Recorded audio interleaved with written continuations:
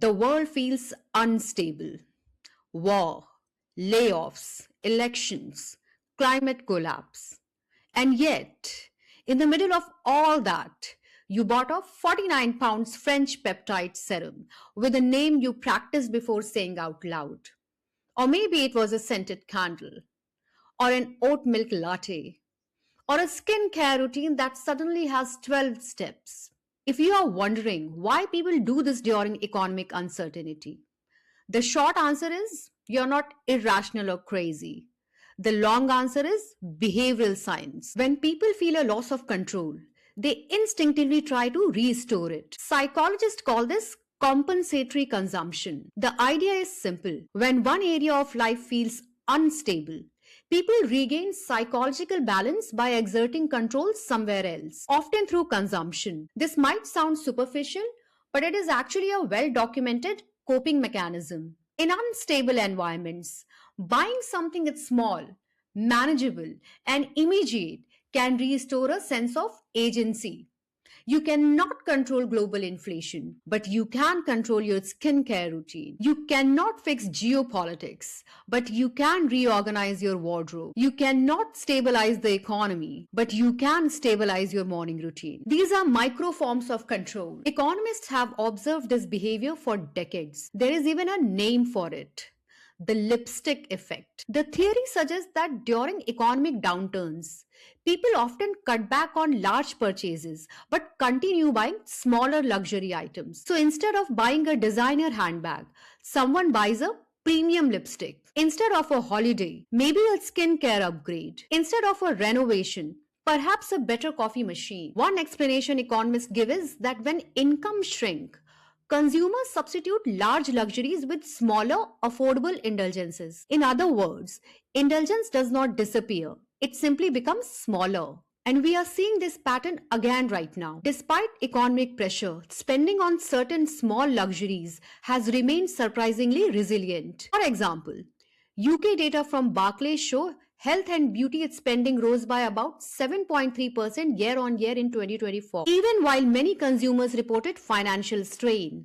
In fact, pharmacy, health, and beauty became one of the strongest performing retail categories in 2025, growing around 9.5% year on year. At the same time, consumers were becoming more cautious overall. Surveys show people are cutting back in multiple categories and postponing large purchases. So we have an interesting contradiction. Consumers are cautious, but they are not abstinent. Instead, they are selectively indulgent. Researchers are now observing what some analysts call little luxurious spending. In one UK survey, 46% of consumers said they were still prioritizing small mood boosting treats even while tightening their overall budgets. This can include things like cosmetics, pastries or specialty coffee, skincare, small fashion upgrades. These purchases function as emotional stabilizers. They are small enough to feel financially acceptable, but meaningful enough to provide psychological relief. It is the economic equivalent of emotional first aid.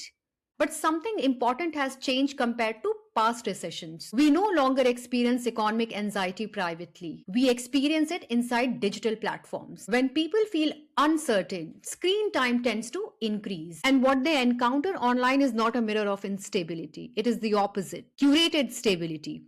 Perfect morning routines, aesthetic kitchens, minimalist apartments with soft lighting and linen curtains. So a cultural script emerges. If life feels chaotic, organize yourself, upgrade your environment, optimize your routine. Consumption becomes the tool. Psychologists have long known that social comparison shapes behavior, but social media intensifies it. If everyone else online appears calm, organized, and aesthetically stable, your own stability can start to feel like a personal failure. So people upgrade, not necessarily to impress others, but to close the psychological gap between how life feels and how life is presented. This is where consumption becomes identity management. Here is where the story becomes more interesting. Anxiety does not just change consumer psychology. It also changes digital behavior. Uncertainty increases scrolling. Scrolling increases exposure to products. And digital commerce systems are designed to reduce friction. One click purchasing, stored payment details. The system is optimized for immediacy, and immediacy works particularly well when people feel uncertain about the future. This creates a strange cultural paradox. At the exact moment, people feel economically vulnerable. They are surrounded by a culture that frames consumption as empowerment. Treat yourself, upgrade your life, invest in your glow. In this environment, spending can feel less like indulgence and more like self maintenance. So, doom spending is not simply reckless behavior, it is a predictable response to instability. People are not just buying products, they are buying fragments of certainty, a routine, a small improvement, a sense of order, and that is entirely human. But this leads to a deeper question. If anxiety increases engagement and engagement increases revenue, what incentives does the system have to reduce the anxiety? That is the question this series will explore. Because doom spending is not really about candles or skincare, it is about the emerging anxiety economy. And in the next episode, I will look at how digital design quietly amplifies the psychological triggers. Hi, my name is Akanksha, and this was The Storyteller's Lens. If you like this episode, please leave a comment and thank you for watching. I'll see you in the next one.